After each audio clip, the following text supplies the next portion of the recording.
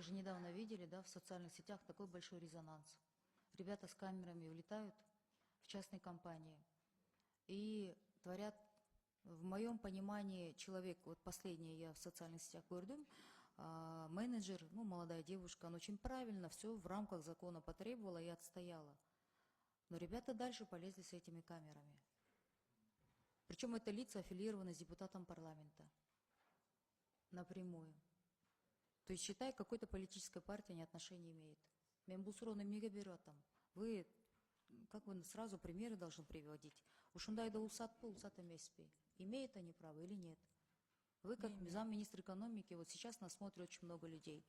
Да, на волне популизма қарапайым елге жағына тұрған нәрселер көп нәрсе болады. Аны біз саясатшылар қылабыз, аны біз жақта отырған коллегаларымыз, у нас работа такая, понравится электорату. А как насчет того, что когда бизнес и так со всех сторон зажимает, и вот такие популисты будут вот творить такие вещи, кто их будет защищать? Вы как на это смотрите, как заместитель Министерства экономики? Это способствует нашему развитию бизнеса, экономики, когда люди вот ведут себя как правоохранительные органы?